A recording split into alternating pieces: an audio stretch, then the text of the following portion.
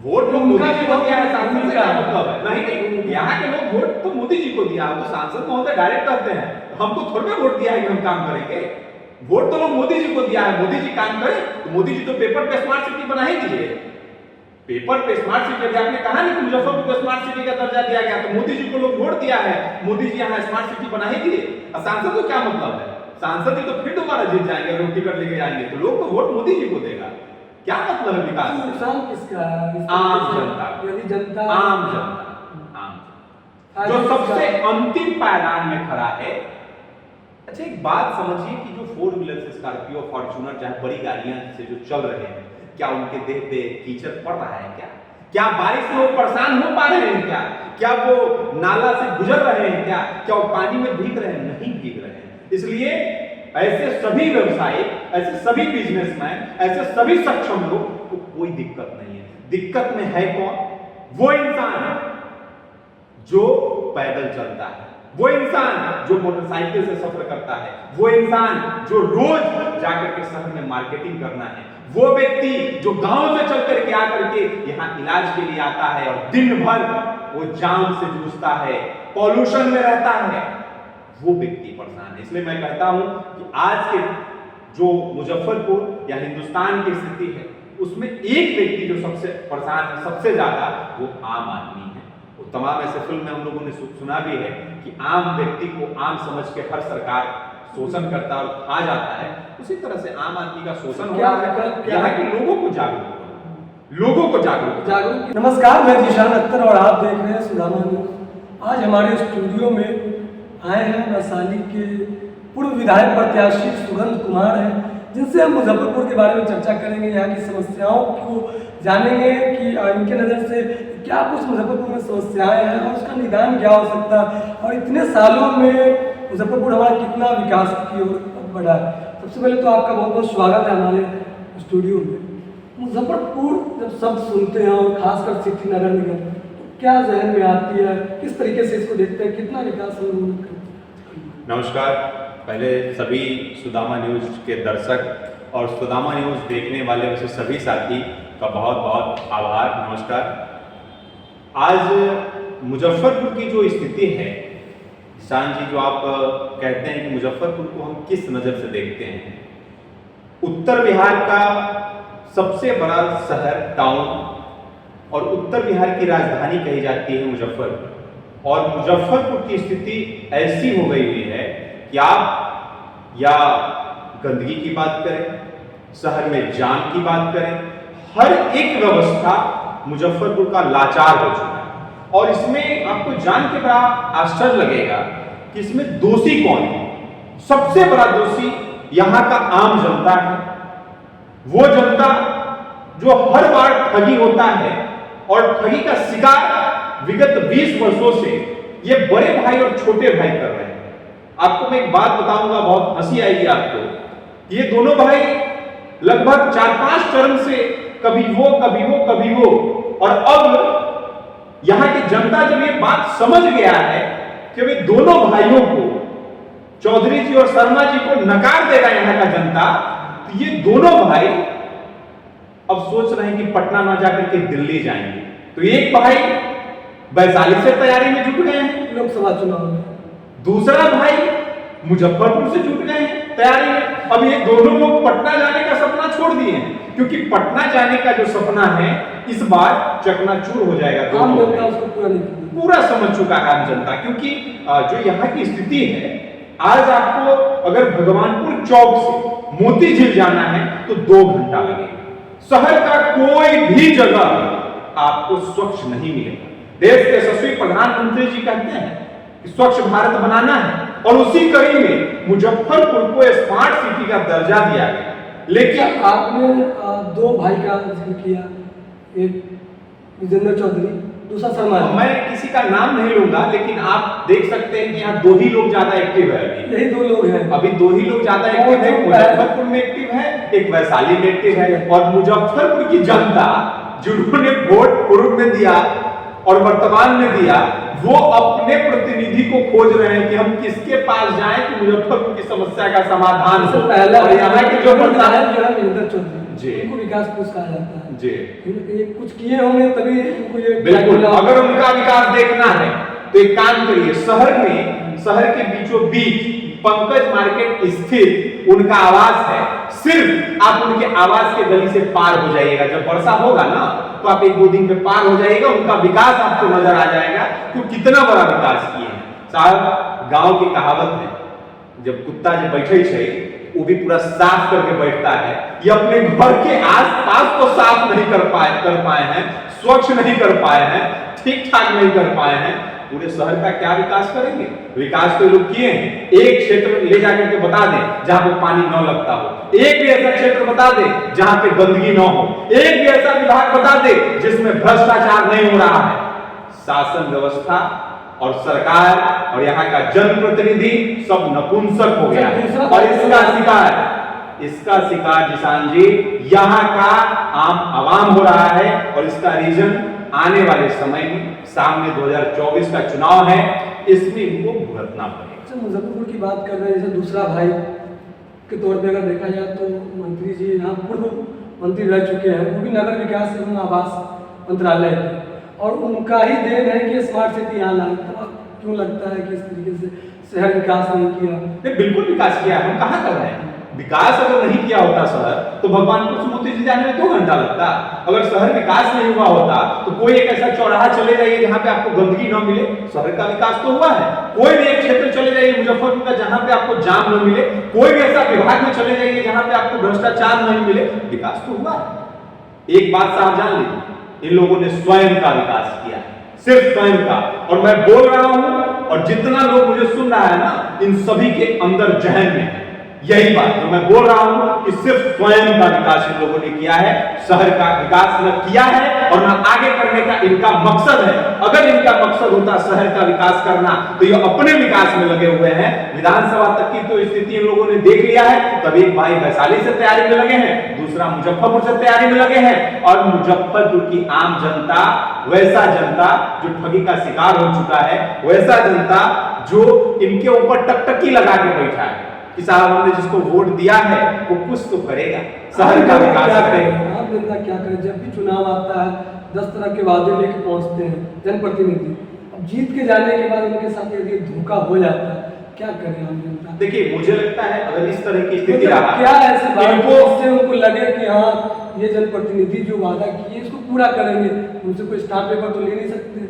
किस आधार पर उनको वोट दिया? बिल्कुल बिल्कुल। इसमें अगर मेरा व्यक्तिगत अगर मुझे कहना हो इस संबंध में, तो मैं एक ही बात कह सकता हूं, जैसे जनप्रतिनिधि को इनके आवाज पे घेराबंदी करनी चाहिए। बिल्कुल, क्योंकि हम जिस अधिकार से उनको वोट दिए हैं वही अधिकार मेरा है इनका घेराव करने का। मैं एक छोटा सा कहानी मैं आपको बताना चाहता हूं कि उत्तर प्रदेश में नोएडा सीट से एक पंकज जी हैं जो देश के अभी बड़े कैबिनेट मंत्री के लड़के हैं। पंकज जी के आवाज को वहां का जनता घेरता है। और मैं आपको बता दूं, हरियाणा या अन्य राज्यों में अगर विधायक काम नहीं करता है, बेंगलोर के कुछ क्षेत्रों में, दूसरे हमारे यहाँ हिंदुस्तान के ऐसे राज्य हैं, अगर विधायक काम नहीं करता है तो वहां का जनता जाकर के विधायक और सांसद का घर घेरने का काम करता है। मुझे नहीं लगता है कि यहाँ बिहार के कुछ ऐसे क्षेत्र हों, कुछ क्या लगभग कोई ऐसा क्षेत्र नहीं है जहां के जनता जाकर के विधायक और सांसद का घर का घेराव कर सके। और ये कारण यहाँ की ताकत क्यों नहीं है? बिल्कुल, क्योंकि जब वोट लेना होता है तो जनता ताकतवर हो जाते हैं और प्रतिनिधि लूज हो जाते हैं। वोट लेने के बाद यहाँ के जो जनप्रतिनिधि हैं वो 10 को गुर्गा रखते हैं। किसी की औकात है कि बिना किसी के माध्यम से जाकर के विधायक जी से मिल ले, किसी की औकात है बिना किसी के माध्यम से जाकर के मंत्री से मिल ले, सांसद जी से मिल ले, जब बिल्कुल नहीं मिल पाते हैं, कोई नहीं मिल पाते हैं आम आदमी। और आपकी कैपेसिटी है 150 से 200 आदमी से आप विधायक और मंत्री और सांसद के घर पे आप घेराव कर दीजिएगा? बिल्कुल नहीं कर सकते हैं, क्योंकि चुनाव से पहले वो आम इंसान होते हैं, चुनाव जीतने के बाद वो बाहुबली हो जाते हैं। ये स्थिति है हमारे यहाँ की। आप कहां सुने हैं, किस विधायक का घर घेराव सुने हैं? मैं ऐसे 50-100 घटना दिखा सकता हूं, बता सकता हूं कि अन्य राज्यों में अगर विधायक और सांसद काम नहीं करता है तो उनका घर का घेराव लोग करता है आम इंसान जाकर के, और वहां का जनप्रतिनिधि, वहां का विधायक, वहां का सांसद सब स्वीकार करते हुए उस कार्य को काम करने का काम करता है। यहाँ तो अगर किसी का घेराव कर दीजिएगा 10 केस आपके ऊपर करवा दिया जाएगा, आपको तमाम ऐसे मामले में फंसा दिया जाएगा। सांसद की बात की जाए तो को क्या किस तरीके से देखते हैं? वोट तो मोदी जी को दिया है, सांसद से क्या मतलब है? नहीं, यहाँ के लोग वोट तो मोदी जी को दिया, तो सांसद महोदय डायरेक्ट करते हैं, हमको थोड़ी ना वोट दिया है कि हम काम करेंगे। वोट तो लोग मोदी जी को दिया है, मोदी जी काम करें, तो मोदी जी तो पेपर पे स्मार्ट सिटी बना ही दीजिए। पेपर पे स्मार्ट सिटी, आपने कहा ना कि मुजफ्फरपुर को स्मार्ट सिटी का दर्जा दिया गया, तो मोदी जी को लोग वोट दिया है, मोदी जी यहाँ स्मार्ट सिटी बना ही दिए। और सांसद को क्या मतलब है? सांसद जी तो फिर दोबारा जीत जाएंगे, अगर टिकट लेके जाएंगे, तो लोग तो वोट मोदी जी को देगा। क्या मतलब है विकास? नुकसान किसका है? आम जनता, यदि जनता, आम जनता, आम जो सबसे अंतिम पायदान में खड़ा है। अच्छा, एक बात समझिए कि जो 4 व्हीलर से स्कॉर्पियो, फॉर्च्यूनर, चाहे बड़ी गाड़ियां से जो चल रहे हैं, क्या उनके देह पे कीचड़ पड़ रहा है? क्या बारिश में वो परेशान हो पा रहे हैं? क्या वो नाला से गुजर रहे हैं? क्या वो पानी में भीग रहे हैं? नहीं भीग रहे हैं। इसलिए ऐसे सभी व्यवसायी, ऐसे सभी बिजनेसमैन, ऐसे सभी सक्षम लोग को कोई दिक्कत नहीं है। दिक्कत में है कौन? वो इंसान जो पैदल चलता है, वो इंसान जो मोटरसाइकिल से सफर करता है, वो इंसान जो रोज जाकर के शहर में मार्केटिंग करना है, वो व्यक्ति जो गांव से चल करके आकर के यहाँ इलाज के लिए आता है और दिन भर वो जाम से जूझता है, पॉल्यूशन में रहता है, वो व्यक्ति परेशान है। इसलिए मैं कहता हूं कि आज के जो मुजफ्फरपुर या हिंदुस्तान की स्थिति है, उसमें एक व्यक्ति जो सबसे परेशान है, सबसे ज्यादा, वो आम आदमी है। वो तमाम ऐसे फिल्म में हम लोगों ने सुना भी है कि आम व्यक्ति को आम समझ के हर सरकार शोषण करता और खा जाता है। उसी तरह से आम आदमी का शोषण हो रहा है। यहाँ के लोगों को जागरूक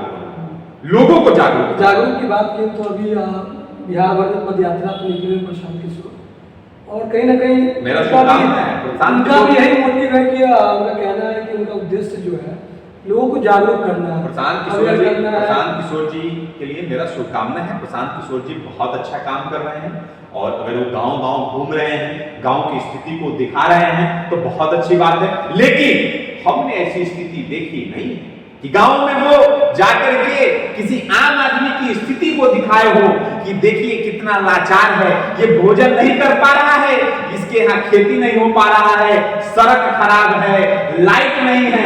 ये वो अभी तक एक वीडियो में दिखाए नहीं है। वो सिर्फ दिखाते क्या है कि वो भीड़ से चल रहे हैं, झंडा उठा हुआ है उनका, जो भी जन स्वराज का, और वो घूम रहे हैं। दिखाने का काम नहीं कर रहे हैं, वो तो ऑब्जर्व कर रहे हैं खुद पहले।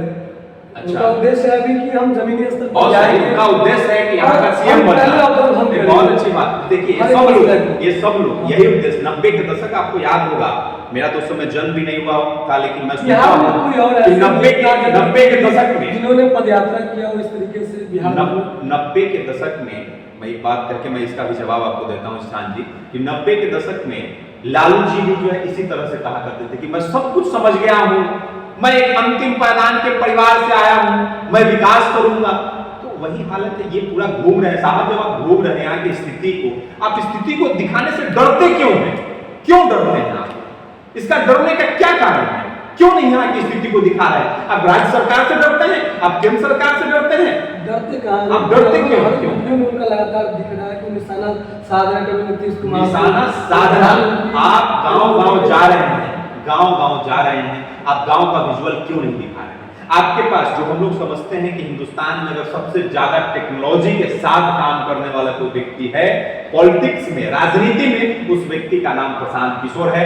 डिजिटल क्रांति राजनीति में लेकर के आने वाला कोई व्यक्ति है, उस व्यक्ति का नाम प्रशांत किशोर है। और राजनीति को कमर्शियल बनाने वाले किसी व्यक्ति का नाम है, तो वो व्यक्ति का नाम प्रशांत किशोर है, जो हम लोग जानते हैं कि वो कमर्शियल रूप से किसी व्यक्ति को जीता और हरा सकते हैं। वो स्वयं घोषणा का ये भी मानना है कि जैसे उनका भी एजेंडा जो है वो क्लियर नहीं है, इसको लेकर लोग काफी कंफ्यूज है। नहीं, बिल्कुल उनका एजेंडा बिल्कुल क्लियर है।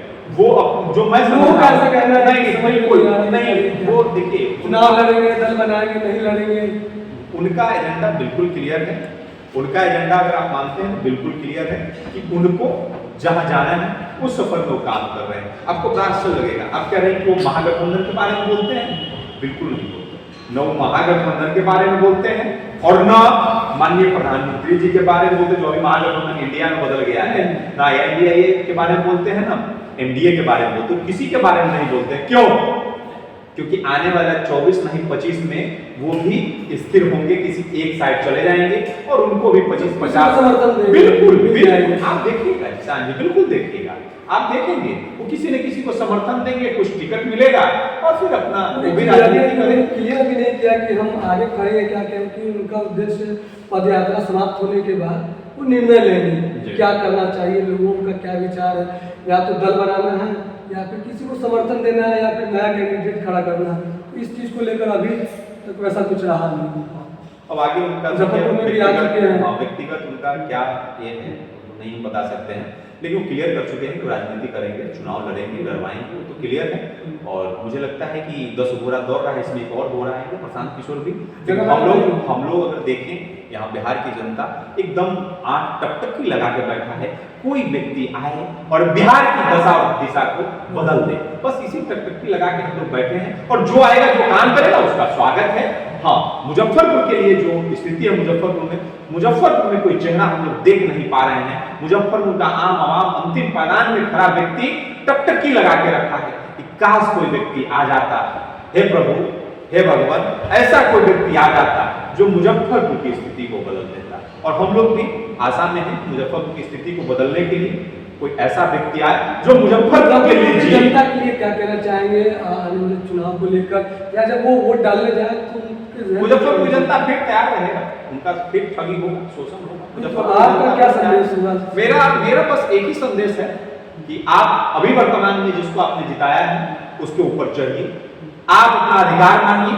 आप ये सोचते हैं कि फिर अगले बार हम बदलेंगे, फिर अगले बार कोई आकर के आपको ठगी करेगा और आपके साथ शोषण ही करेगा, क्योंकि जब आपका किसी को सहने का आदत हो जाता है तो आपको सब दिन सहना पड़ता है। अपने अधिकार के लिए आपको लड़ाई लड़नी पड़ती है, क्रांति लाना पड़ता है। ये राष्ट्रपिता महात्मा गांधी जी भी कहते हैं, अगर आपको अपना अधिकार चाहिए तो अधिकार के लिए आपको लड़ना पड़ेगा, आपको बोलना पड़ेगा, आपको अपना अधिकार मानना पड़ेगा। इसलिए मुजफ्फरपुर की आम जनता से मैं निवेदन करता हूं दोनों हाथ जोड़ करके कि आप लोग घर से बाहर निकलिए और जो भी जनप्रतिनिधि जिसको आपने अपना कीमती बहुमूल्य वोट दे करके उसके व्यक्तिगत अकाउंट की राशि बढ़ाने के लिए नहीं, उसकी प्रॉपर्टी को बढ़ाने के लिए आपने वोट नहीं दिया था, आप मुजफ्फरपुर के लोगों के लिए आपने वोट दिया था। और मैं आप सभी से निवेदन करता हूं कि आप लोग घर से बाहर निकलिए और उनके घर पहुंचिए, जाइए, उनसे मिलिए और उनसे पूछिए कि मुजफ्फरपुर कब बनेगा चंडीगढ़, मुजफ्फरपुर कब बनेगा अन्य शहरों की तरह, जमशेदपुर की तरह स्मार्ट कब बनेगा, चंडीगढ़ की तरह कब बनेगा। सिर्फ पेपर पे स्मार्ट सिटी सीमित रह जाएगा और आप एक दूसरे को सिर्फ दोषी लगाते हुए मुजफ्फरपुर को कब तक आप लोग ठगिएगा। तो आप सभी जाइए और मुजफ्फरपुर के जो है जनप्रतिनिधि से अवश्य पूछिए। तो ये पूर्व विधायक प्रत्याशी वैशाली से सुगम जी, जिन्होंने मुजफ्फरपुर और मुजफ्फरपुर की समस्याओं को लेकर उन्होंने बात की और यहाँ की जनता को भी इन्होंने जागरूक करने की कोशिश किया कि आगामी चुनाव में आप लोग किस तरीके से अवेयर रहे पहले से, और वोट डालने के समय क्या कुछ आपके जहन में चलना चाहिए, और यदि आप किसी को वोट देकर जिताते हैं तो उसके बाद यदि वो प्रत्याशी या जो भी अगर जीत के विधायक आते हैं अगर काम नहीं करते तो उनसे आप काम लेना सीखिए, अपने अधिकारों को लीजिए, लड़िए, उनके लिए लड़ना चाहिए। तो इनके तरफ से ये संदेश था। तो ऐसे ही हम आगे भी करते रहेंगे इंटरव्यू शहर के गणमान्य व्यक्तियों के साथ, जो बुद्धिजीवी उनके साथ। तो ऐसे ही बने रहे हमारे साथ सुदामा न्यूज़ से मजीशा। ऐसे ही वीडियो को देखने के लिए आप सुदामा न्यूज़ को सब्सक्राइब कर सकते हैं फेसबुक पे, यूट्यूब पे, बाकी अन्य प्लेटफॉर्म पे भी आप उनको सब्सक्राइब कीजिए और देखते रहिए। और शहर से जुड़ी जो भी मुद्दे होंगे, जो भी बातें होंगी, उनको हम इस प्लेटफॉर्म पे जगह देंगे।